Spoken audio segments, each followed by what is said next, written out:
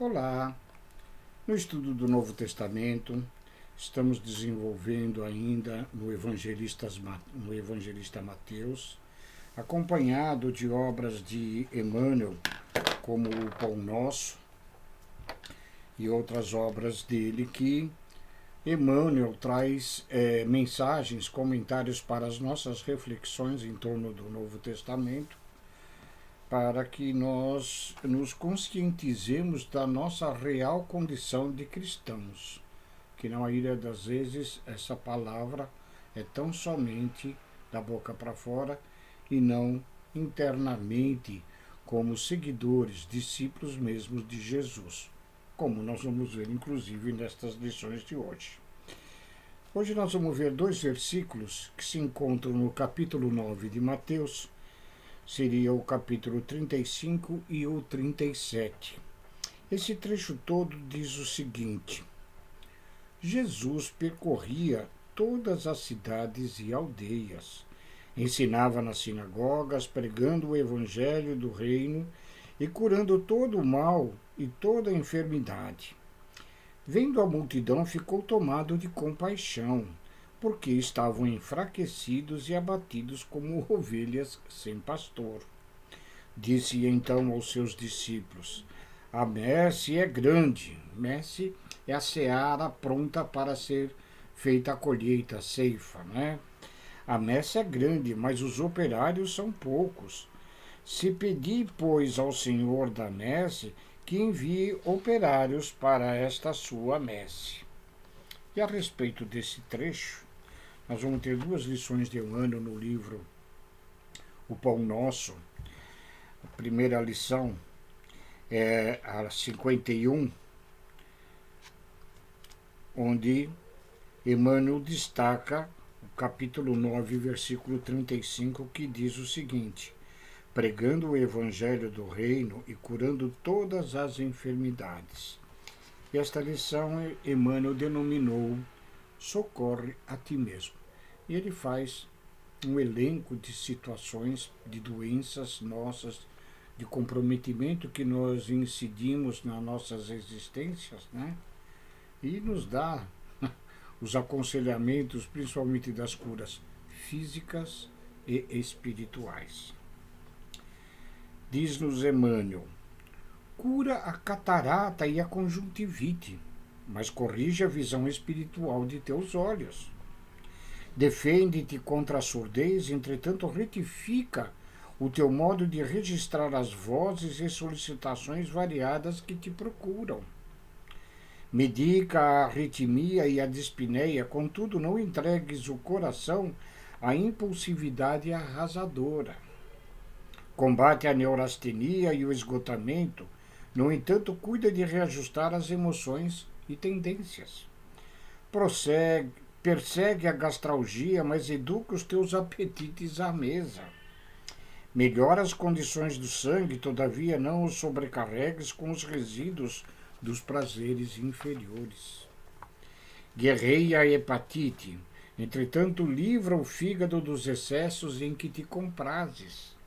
Remove os perigos da uremia, contudo não sufoque os rins com os venenos de taças brilhantes. Desloca o reumatismo dos membros, reparando, porém, o que fazes com teus pés, braços e mãos. Sana os desacertos cerebrais que te ameaçam. Todavia aprende a guardar a mente no idealismo superior e nos atos nobres. Consagra-te à própria cura, mas não esqueces a pregação do reino divino aos teus órgãos. Eles são vivos e educáveis, sem que teu pensamento se purifique e sem que a tua vontade comanda o barco do organismo para o bem, a intervenção dos remédios humanos não passará de medida de trânsito para a inutilidade. Hoje nós sabemos, e a própria medicina nos alerta, que as condições físicas do nosso organismo, quando se tornam adoentados, muitas das vezes são em decorrência das nossas atitudes, de atos desequilibrados mentalmente, fisicamente e espiritualmente. Né? a neurastenia, o nervosismo, a ansiedade, né? O orgulho, o excesso de condimentação na nossa alimentação, de bebidas, os acepipes que, embora apetitosos em princípio, mas venenosos aos diversos órgãos do nosso corpo. E todas as doenças, elas acabam sendo, na realidade, como sinais de alertas às nossas atitudes e ao nosso comportamento. Nada mais é a doença do que uma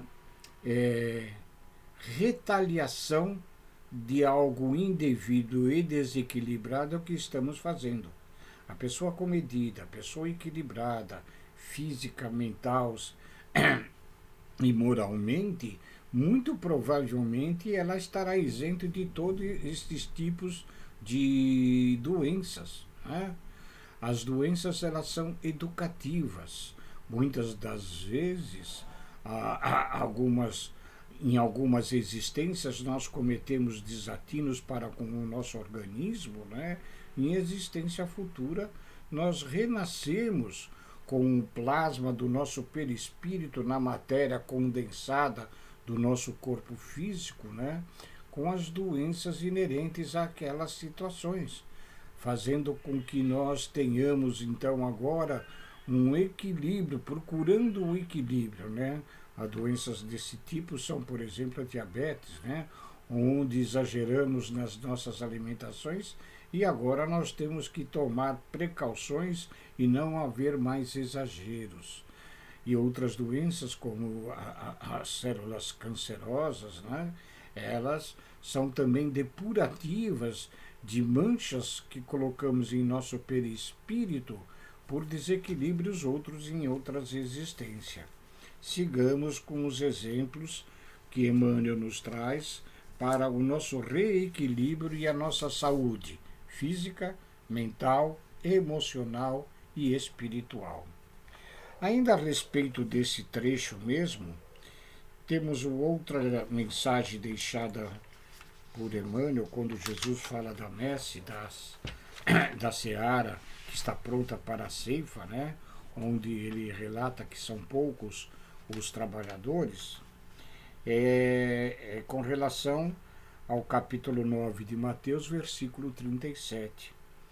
Então disse aos seus discípulos: a seara é realmente grande, mas poucos os ceifeiros. E é o título desta lição, Ceifeiros, a lição 148 do livro Pão Nosso, também psicografado por Chico Xavier. O ensinamento aqui não se refere à colheita espiritual, como poderíamos imaginar, dos grandes períodos de renovação no tempo, mas sim à seara de consolações que o Evangelho envolve em si mesmo. Naquela hora permaneciam em torno do Mestre a turba de corações desalentados e errantes que, segundo a narrativa de Mateus, o evangelista, se assemelhava ao rebanho sem pastor. Eram fisionomias acabrunhadas e olhos súplices em penoso abatimento. Foi então que Jesus ergueu o símbolo da seara, realmente grande, ladeada, porém, de raros ceifeiros. É que o Evangelho permanece no mundo por bendita messe celestial, destinada a enriquecer o espírito humano. Entretanto, a porcentagem de criaturas dispostas ao trabalho da ceifa é ainda muito reduzida. A maioria guarda tão somente o trigo beneficiado ou até mesmo o pão completo para alimentação própria. Raríssimos são aqueles que enfrentam os temporais, o rigor do trabalho e as perigosas surpresas que o esforço de colher reclama do trabalhador devotado e fiel. Em razão disso, a multidão dos desesperados e desiludidos continua passando no mundo em fileiras crescentes através dos séculos. Os abnegados operários do Cristo prosseguem onerados em virtude de tantos famintos que cercam a seara, sem a precisa coragem de buscarem por si o alimento da vida eterna. Este quadro persistirá na Terra até que os bons consumidores aprendam a ser também bons ceifeiros. Jesus nos deixou, através da sua existência aqui na Terra, nos períodos em que ele esteve fazendo as suas pregações, não tão somente com as parábolas, né, com os seus sermões, mas através de todas as suas atitudes, de todos os exemplos a cada instante da sua existência, como nos conduzindo para que, com o seu exemplo, nós tomássemos as rédeas deste espírito de consolação que veio Jesus nos dar.